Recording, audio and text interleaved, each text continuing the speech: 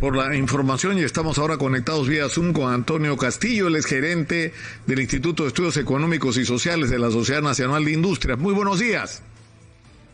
Muy buenos días y gracias por la invitación.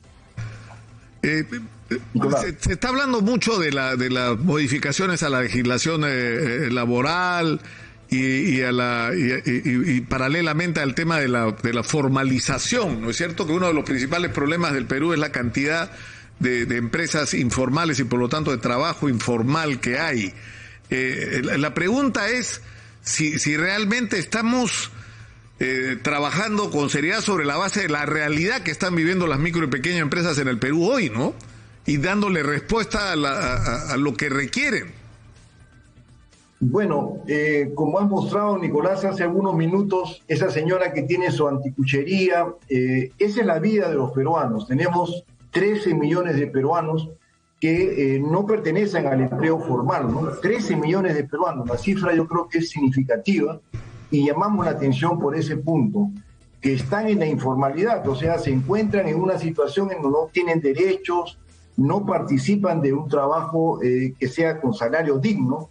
Y yo creo que eso es importante. Ahora, la informalidad para nosotros, lo hemos dicho en los medios, es 76%, pero sin embargo en Lima la informalidad es de 59%, o sea, 60%. Estamos igual que Colombia, igual que algunos países que tienen una informalidad menor en Lima, pero en Puno es 84%, en Huancayo es casi el 85%. Entonces, nuestro país en el interior, esos sectores informales son los que tienen mayor arraigo.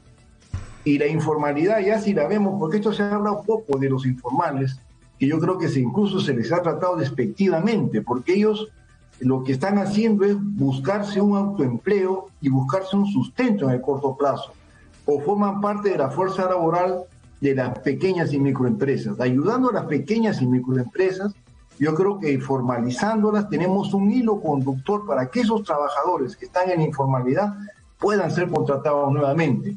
Solamente, Nicolás, y más unos minutos, las mujeres son las que están en un mayor porcentaje que hombres en la informalidad.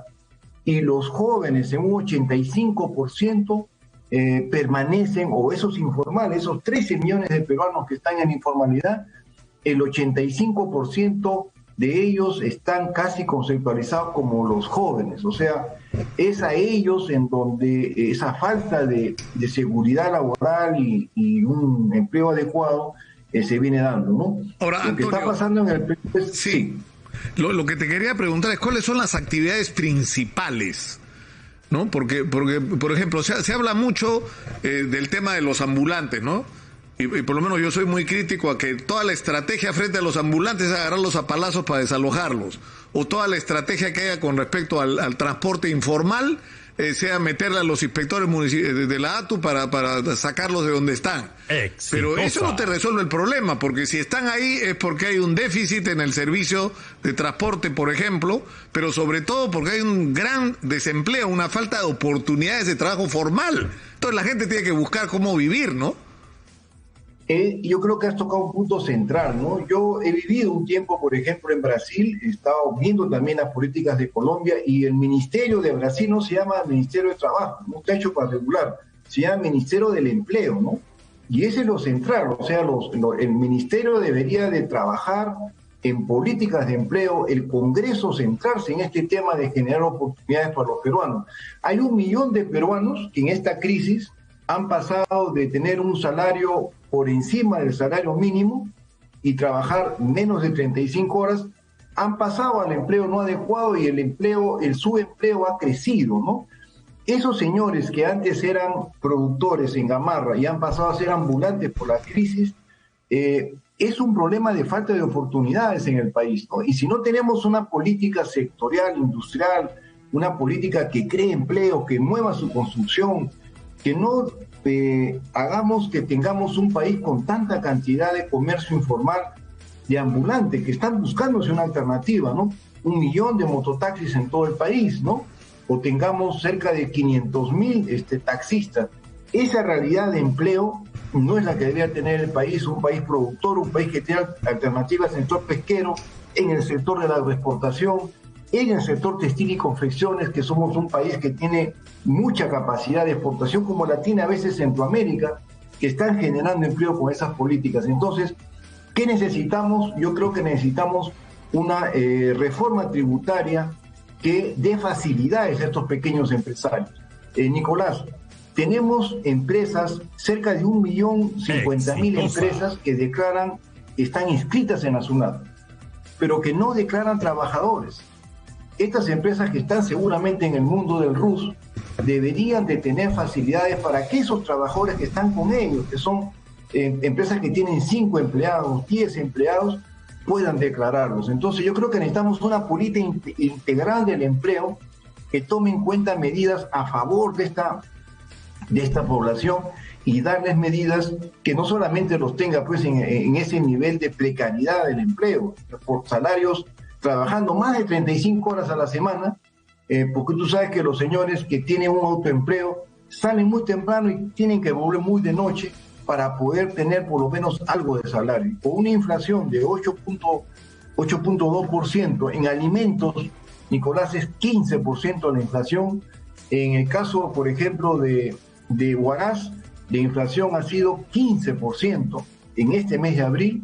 Entonces tenemos que tener políticas tanto de generación de empleo como también para enfrentar este problema de la inflación y la inseguridad alimentaria que se nos viene. Yo creo que ese es un plan de acción, claro, de cómo enfrentar. Que además, como tú dices, deberíamos tener como estrategias. Ahora hemos estado hablando de la crisis en las Bambas, ¿no?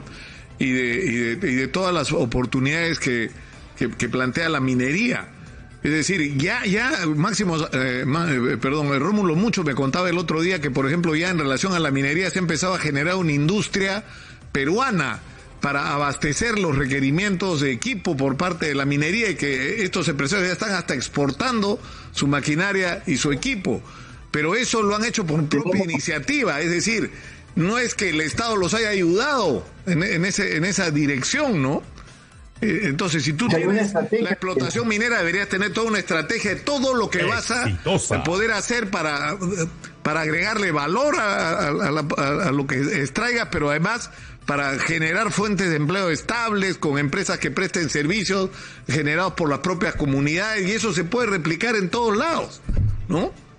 Sí, ese trabajo de proveedores a la minería es fundamental. Empezó con la Corporación Andina de Fomento en Arequipa, se creó un clúster del sector minero.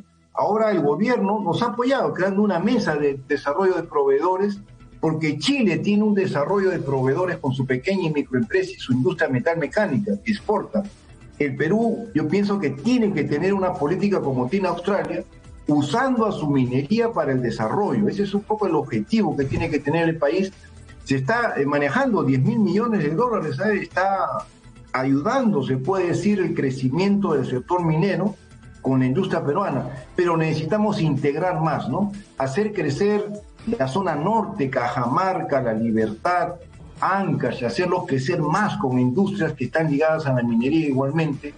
Nicolás, tenemos un sector pesquero que puede crecer intensivamente. Ecuador exporta 4.500 millones en sector de pesquero y Perú exporta 1.400 millones. Teniendo el mismo mar, el atún nuestro se lo procesan ellos en su país. Entonces yo pienso que tenemos muchas fuerzas que trabajar, se puede decir, en la construcción, en el sector textil y confecciones.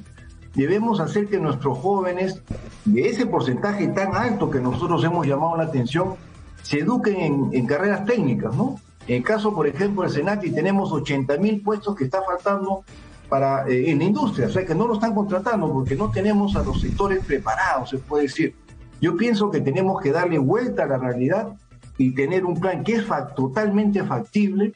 Lo hemos presentado, lo estamos entregando al Congreso y tenemos también conversaciones con el Ministerio de Economía, que es uno de los ministerios que por lo menos nos podemos tener un diálogo más técnico, ¿no? Claro, el problema es, y lamentablemente es lo que ocurre, es la falta de sintonía entre la clase política y los problemas del país y las cosas que hay que hacer en el Perú, ¿no? Están como en otra agenda, estamos en países distintos, ¿no? Porque de lo que estamos hablando es el Perú real, ¿no?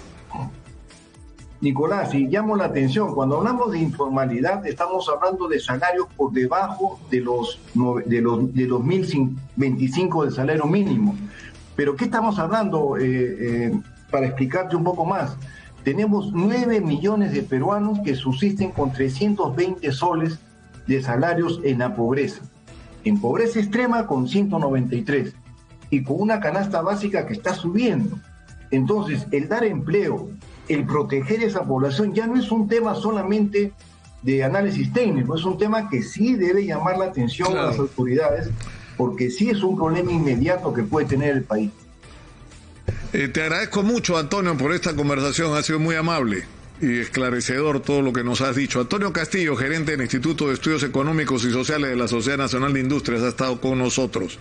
Ojalá que los políticos escuchen y den un poquito, se salgan de su burbuja y miren un poquito la realidad del Perú y de su gente, de sus problemas y las alternativas que hay que desarrollar frente a ellas.